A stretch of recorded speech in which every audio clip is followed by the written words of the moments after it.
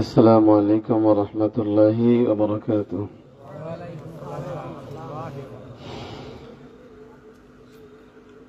الحمد لله نحمده ونستعينه ونستغفره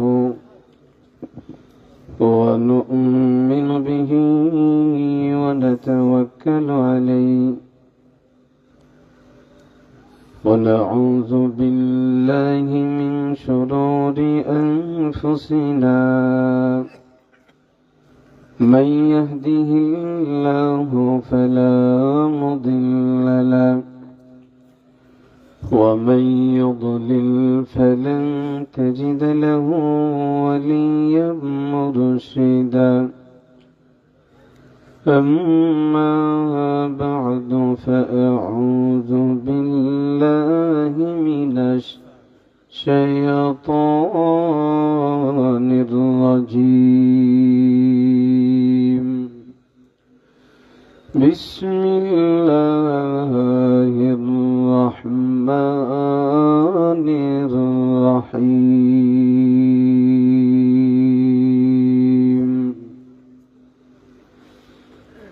والضحى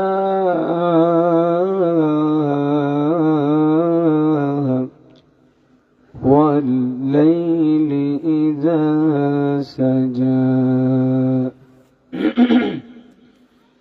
ما ودعك ربك وما قلى وللآخرة خير لك من الأولى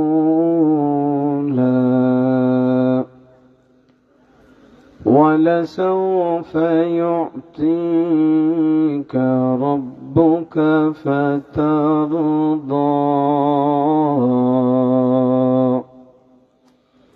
ألم يجدك يتيما فآوى ووجدك ضالا فهدى ووجدك عائلا فأغنى فأما اليتيم فلا تقهر وأما السائل فلا تنهر وأما بنعمة ربك فحدث. صدق الله العظيم.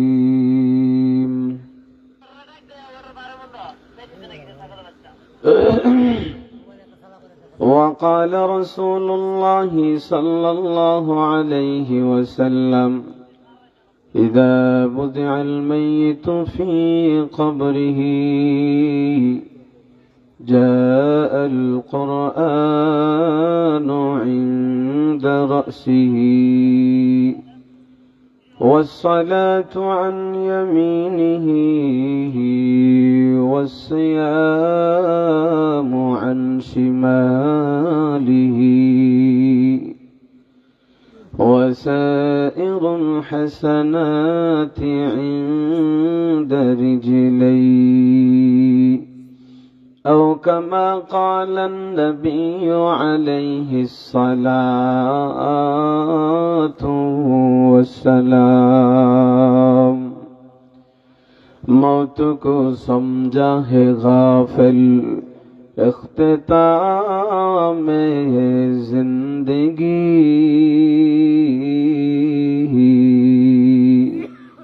दर हकीकत मौत तेरे इब्तिदाए जिंदगी।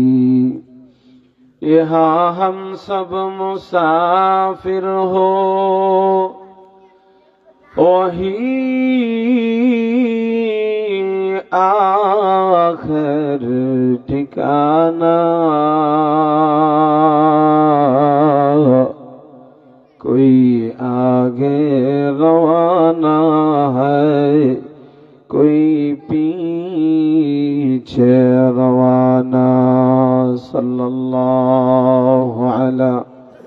سيدنا ومولانا محمد وعلى آله وأصحابه وسلم. لا إله إلا الله لا إله إلا. সবাই পড়েন মহব্বতে। এখনো যারা রাস্তাঘাটে আছেন চলে আসেন ভাই, গুটি কয়েকজন মানুষ শুধু। আমরা যারা অযথা সময় নষ্ট করতেছি ভাই, মেহেরবানি করে চলে আসি, আর অল্প সময়ের ভিতরে ইনশাআল্লাহ মাহফিল সমাপ্ত হয়ে যাবে। আমার পরে হযরত আসবেন, দোয়া করে শেষ করে দিবে। সংক্ষিপ্ত কিছু কথা আপনাদের সম্মুখে বলবো, এজন্য আমরা সকলেই চলে আসি ইনশাআল্লাহ। আওয়াজে পড়েন লা ইলাহা ইল্লাল্লাহ লা ইলাহা ইল্লাল্লাহ।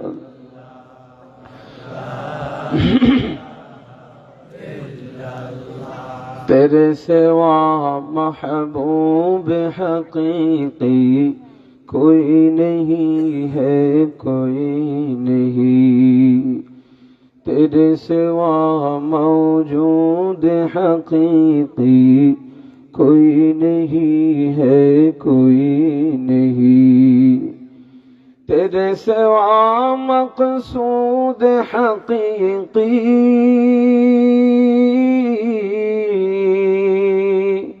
कोई नहीं है कोई नहीं,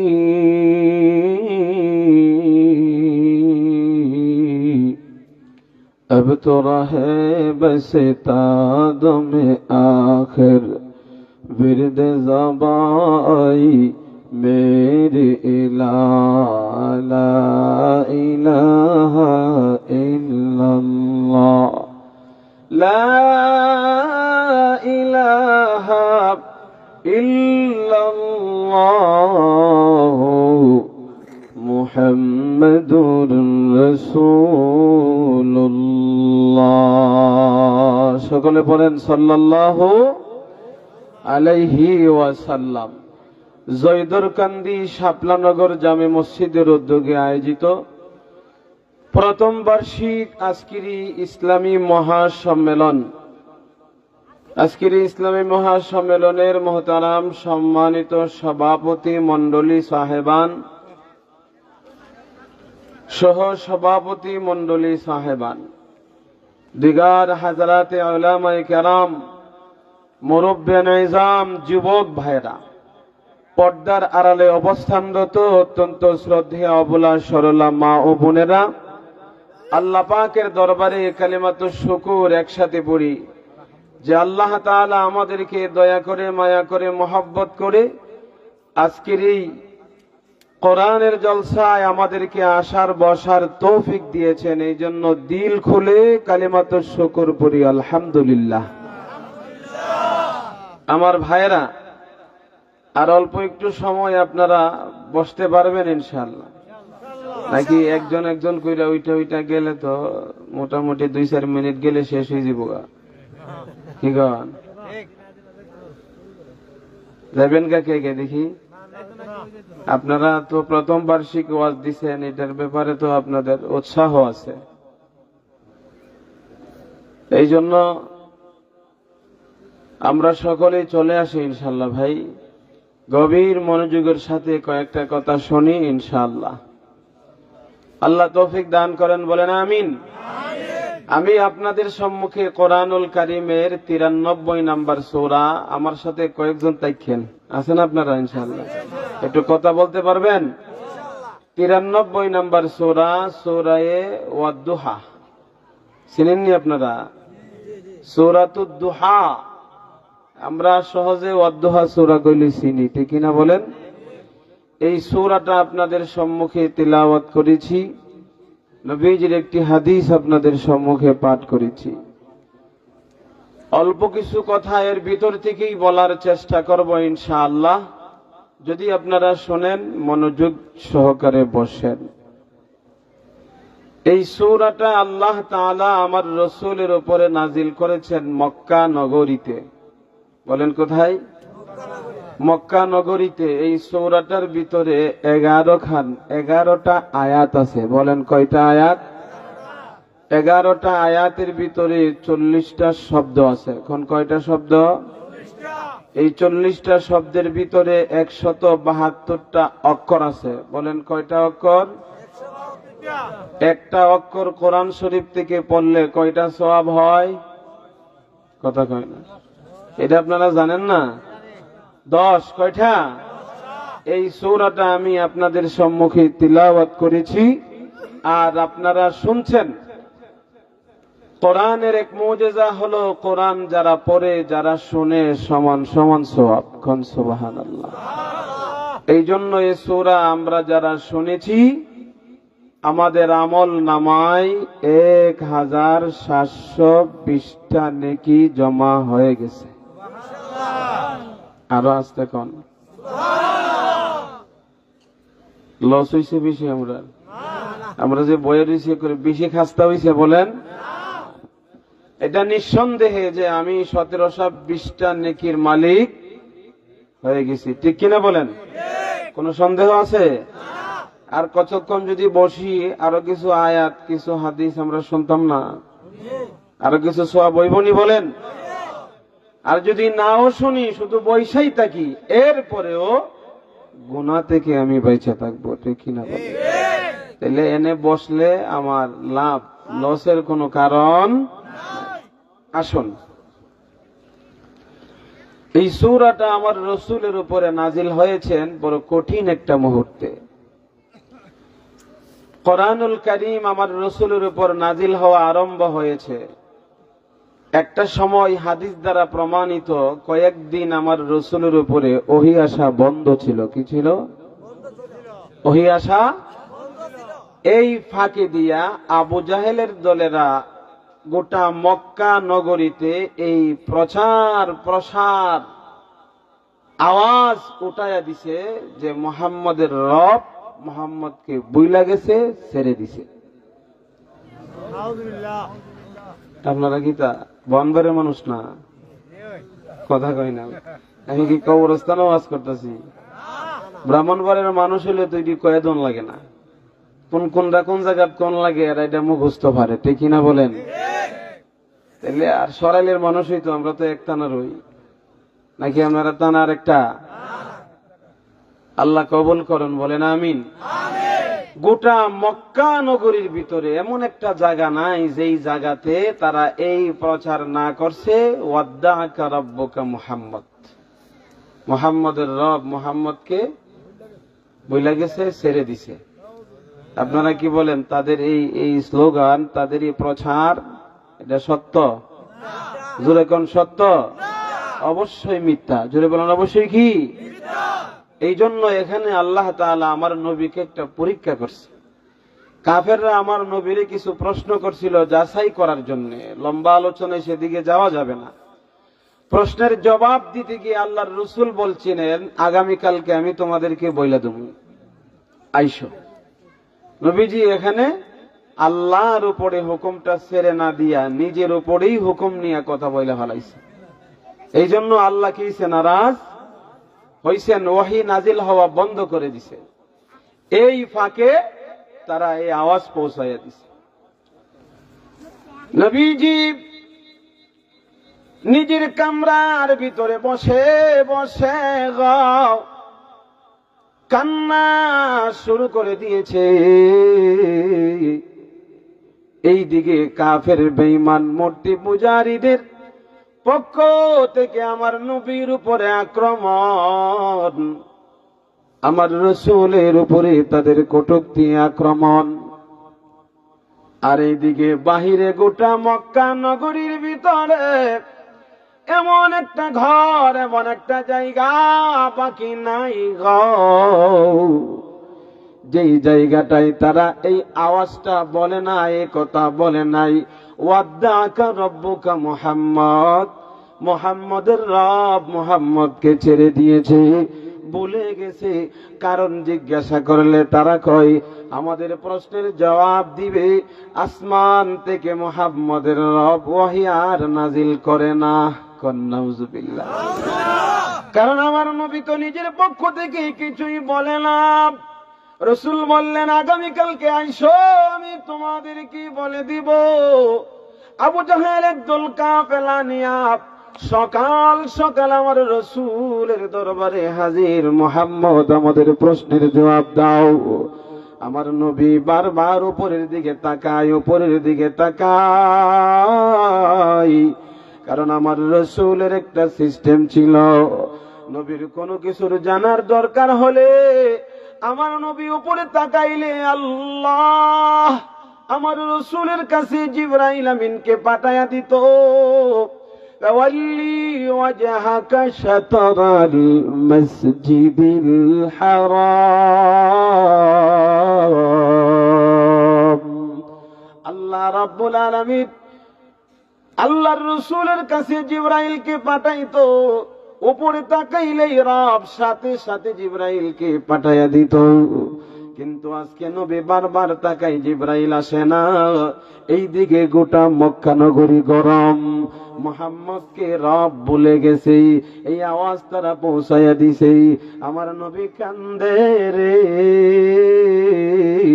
হাদিসের কিতাবগুলোর ভিতরে একটা অধ্যায় বর্ণিত হয়েছে, ফাতরাতুল ওয়াহি, ওয়াহি বন্ধের একটা অধ্যায়। এ আমার মুসলমান বাবাজি গো, খুব মনোযোগের সাথে শুনবেন। আল্লাহর হাবিব সাল্লাল্লাহু আলাইহি ওয়াসাল্লাম বড় কষ্টের সাথে দিন রাত গুলো অতিবাহিত করতেছে শুধু কান্নার মাঝে। নবী শুধু কান্দে। খাদিজাতুল কুবরা রাদিয়াল্লাহু তাআলা আনহা আমার নবীকে সান্ত্বনা দেয়, কিন্তু নবীর কলিজা শান্ত হয় না। কিতাবের ভিতরে আসছে 15 দিন পরে জিবরাইল আমিনের আগমন হইল। নবীজির কাছে জিবরাইল আগমন করে, জিবরাইল আমিন আগমন করে আল্লাহর নবীকে সালাম দিল। রাসূলের সালাম সাথে সাথে এই সূরা ওয়াদ-দুহা থেকে 3টা আয়াত আমার রাসূলকে জানায়া দিল একসাথে। জিবরাইলের আগমন শুইনা আমার নবীজি কান্নারও বাড়ায়া দিল। রে জিবরাইল, ও জিবরাইল, কেন তুমি এতদিন আমার কাছে আসো নাই? কারণটা কি? কেন ওহী নাজিল বন্ধ? তুমি জানোনি গোটা মক্কা নগরীর ভিতরে আমাকে তারা মিথ্যা প্রমাণিত করে দিয়েছে। আমি এখন কিভাবে দিনের কাজ নিয়ে বের হব? রে জিবরাইল, এখন বলো কিভাবে আমি সামনে আগাবো? কারণটা আমাকে বলে দাও।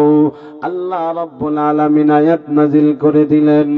নবী গো, আল্লাহ আমার নবীকে জানায়া দিলেন। জিবরাইল আমার রাসূলকে বলেন, ওয়ালা তাকুলান্না লিশাইইন ইন্নী ফাইলুন যালিকা গাদা ইল্লা আইয়াশা আল্লাহ। আমার মুসলমান বাবাজিরা, কষ্ট হইতেছে আপনাদের? মনোযোগ আছে তো? ইনশাআল্লাহ আছে মনোযোগ। আসুন সামনের দিকে যাই। আল্লাহর নবীকে ডাক দিয়া বলেন, জিবরাইল নবী গো, আপনি যে হুকুমটা নিজের উপর আইনা বলছেন আগামীকালকে বলবেন, আপনার এই ক্ষমতা নাই। পৃথিবীর কোন মানুষ নিজের পক্ষে হুকুম রাইখা কথা বলবে এই ক্ষমতা নাই। কারণ কথা বলতে পারেন আপনি, কথা বলা নেওয়ালার মালিক আল্লাহ। জুড়ে বলেন ঠিক কিনা? আপনার ওয়াদা পূরণ করনেওয়ালা আল্লাহ। আপনি যদি বলেন এইভাবে যে আমি আগামীকালকে কাজটা কইরা ফেলামো, না না, এটা হয় না। আগামীকালকে যে আপনি বাঁচবেন এটার গ্যারান্টি কে দিবে? বলেন, আছে গ্যারান্টি? এই জন্য কি বলতে হবে? ইল্লা ইয়াশা আল্লাহ। এইভাবে বলা দরকার ছিল, আইসো তোমরা আগামীকালকে, ইনশাআল্লাহ আমি তোমাদের প্রশ্নের জবাব দিব। আল্লাহ যদি চাই, ইনশাআল্লাহ মানে কি, আল্লাহ যদি চাই তাহলে আমাদের কথা হবে। আমার রব যদি চায় আমি এটা করব, ওইখানে যাব, এই কাজ করব, এটা করব, ওইটা করব।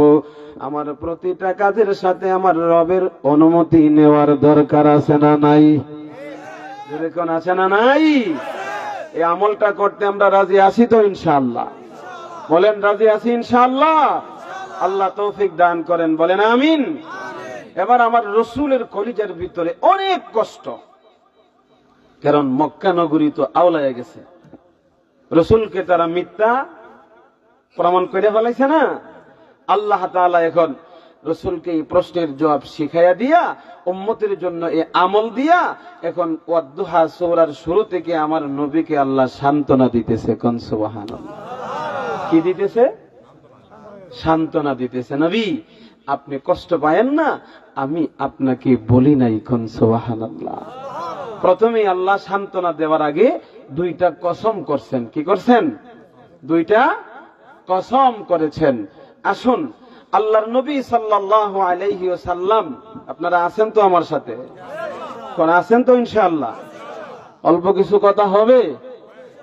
জি, আমরা এই সূরাটা আলোচনা করার শুরুতে আমার নবী সাল্লাল্লাহু আলাইহি ওয়াসাল্লাম আমাদেরকে মহব্বতটা কেমন করে, আমার নবী আমাদেরকে কেমন ভালোবাসে, উম্মতের প্রতি রাসূলের দাওয়াত পৌঁছানোর আগ্রহটা কেমন ছিল, একটু কথা বলেই আমরা এই সূরাতে যাব ইনশাআল্লাহ। পারবো না ইনশাআল্লাহ? আমার সাথে আপনারা থাকবেন। আমি বারবার আপনাদের মনোযোগটা চাইতেছি। মনোযোগ যদি না হয় কথা কিন্তু বলে মজা পাওয়া যাবে না। একটু জিকির করেন, লা ইলাহা ইল্লাল্লাহ, লা ইলাহা ইল্লাল্লাহ, লা ইলাহা ইল্লাল্লাহ, লা ইলাহা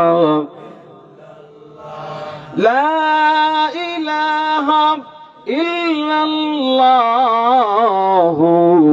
মুহাম্মাদুর রাসূলুল্লাহ। একসাথে পড়েন সাল্লাল্লাহু আলাইহি ওয়াসাল্লাম। আমার বাবাজিরা একটু মনোযোগ দিবেন। আমার আপনার নবী, দয়ার নবী, মায়ার নবী সাল্লাল্লাহু আলাইহি ওয়াসাল্লাম, উম্মতের জন্য আমার নবীর মায়া, আমার রাসূলের দরদ। নবী প্রতিদিন ফজরের নামাজ যখন আদায় করতেন, ফজরের নামাজ আপনারা পড়েননি? এরকম সবাই পড়েন? এই ফজরের নামাজ যখন আমার নবীজি পড়তেন, ফজরের নামাজ পড়ে আমার রাসূল, আমার নবী সাহাবায়ে কেরামদের দিকে ফিরে তাকায়া বসতেন। আপনাদের ইমাম সাহেব বসেনি? কোন বসেনি? তাহলে এই বসাটা কি ইমাম সাহেবের নাকি আমার নবীর থেকে আইছে? বলেন কার থেকে আইছে? খুব খেয়াল করবেন, কথার জবাব দিতে হবে। আমার নবী বসতেন, চেহারা গোড়ায় বসতেন, আমল করতেন, জিকির আজকার করতেন। আমল করার পরে আল্লাহর নবী সাল্লাল্লাহু আলাইহি ওয়াসাল্লাম সাহাবায়ে কেরামদেরকে নিয়ে একটু আলোচনা করতেন। এই যে রাত্রিটা চলে গেল, এই রাত্রিতে আজকে কে কি স্বপ্নে দেখেছ? কে কি? সাহাবীরা নিজের পক্ষ থেকে দাঁড়ায় বলতেন, ইয়া রাসূলুল্লাহ আমি এটা দেখছি। নবীজি ব্যাখ্যা দিতেন। কোন সুবহানাল্লাহ। আমরা তো স্বপ্নে দেখলে আগে বউর কাছে কই, কি কন? ঠিক কিনা বলেন? কার কাছে বলি? আগে নিজের বউর কাছে কই। কিন্তু না, স্বপ্নে দেখলে এমন একটা মানুষের কাছে আপনি স্বপ্নটা বলবেন যে এই মানুষটা আপনার স্বপ্নের সঠিক ব্যাখ্যা দেওয়ার উপযুক্ত। ঠিক কিনা বলেন? নাই তো যার কাছে কইছেন ফট করে একটা কই লেব, এটাই যাব। কি বলেন? এই জন্য কার কাছে বলবেন?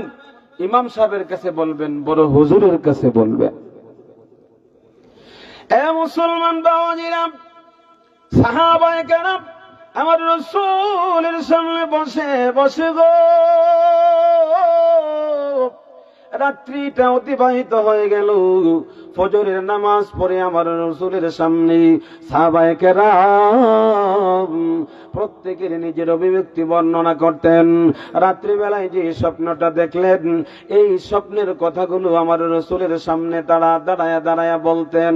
আমার নবী স্বপ্নের সুন্দর সুন্দর ব্যাখ্যা দিতেন। একবার জুড়ে কন্যা সুবহানাল্লাহ। কিন্তু আজকে এই বাবাজিরা কিন্তু হঠাৎ একদিন হাদিস শরীফের ভিতরে এসেছে, খুব ভালো করে আমার দিকে তাকান, খেয়াল করবেন, ডানে বামে তাকাবেন না। আজকে আমার নবীজি ফজরের ইমামতি আমার রাসূল নিজে করলেন। সালাম দিলেন, আসসালামু আলাইকুম ওয়া রাহমাতুল্লাহ, আসসালামু আলাইকুম ওয়া রাহমাতুল্লাহ।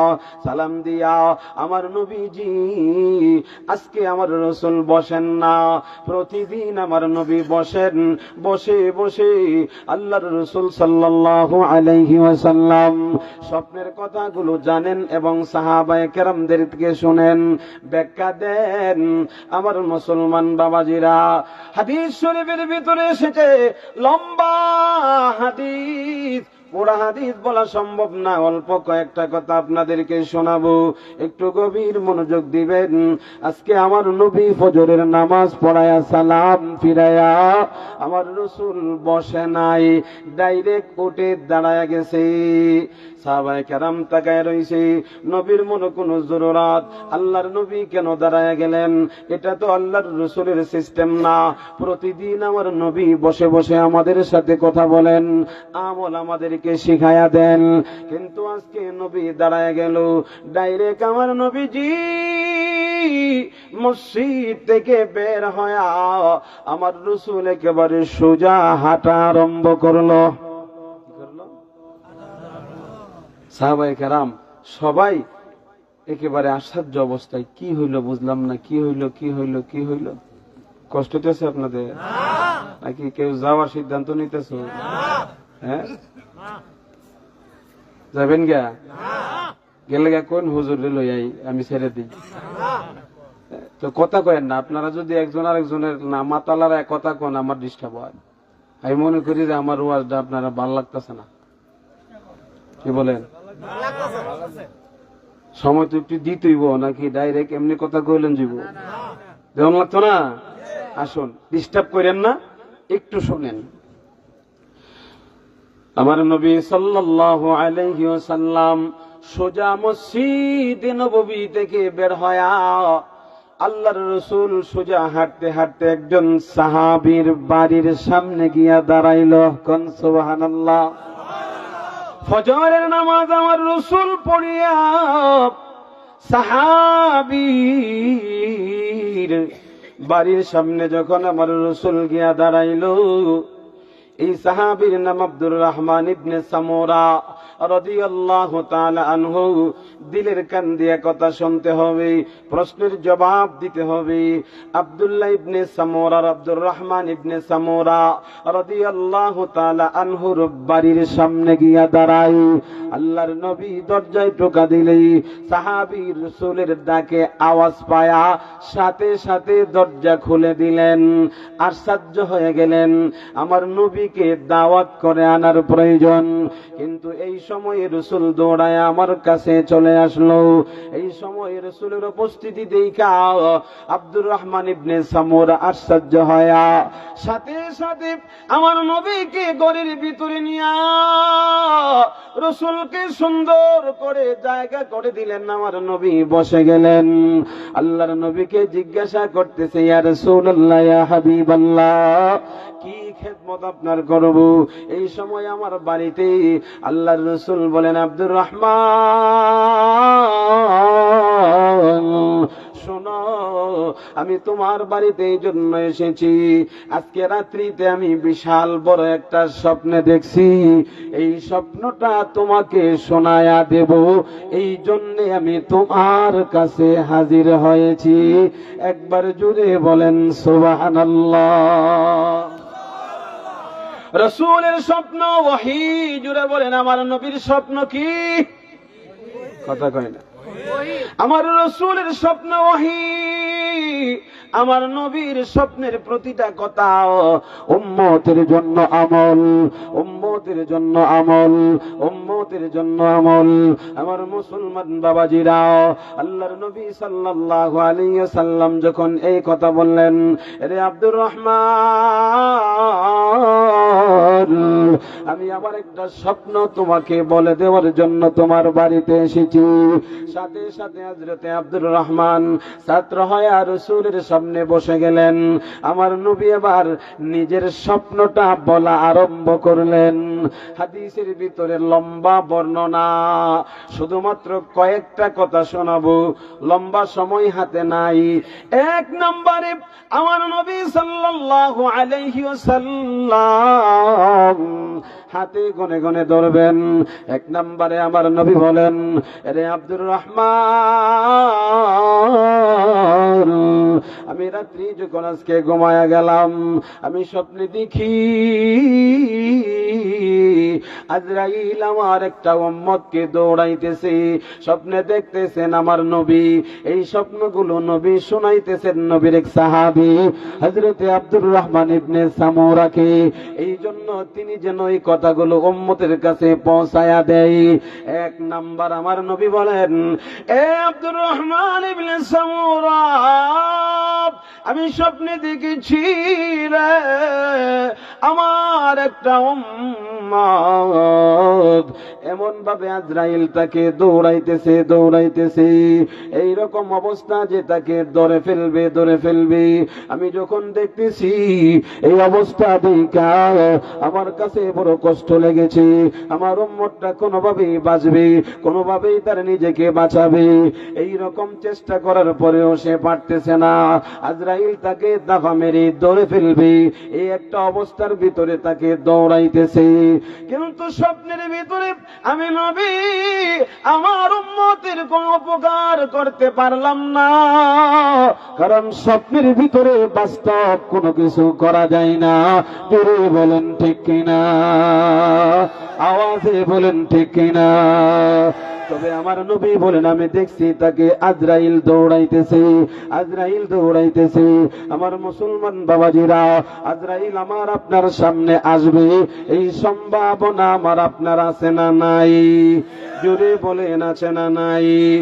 এ মুসলমান বাবাজি গো, দুই নম্বরে আমার রাসূল বলেন, মনে রাখবেন, এক নম্বরে নবী কয় আমার একটা উম্মতকে আজরাইল দৌড়াইতেছে। তবে স্বপ্নের ভিতরে আমি তাকে উদ্ধার করতে পারলাম না, কারণ স্বপ্নে তো বাস্তবে ধরা যায় না। জোরে কোন ঠিক কিনা? দুই নম্বরে আমার নবী বলেন, ও আব্দুর রহমান,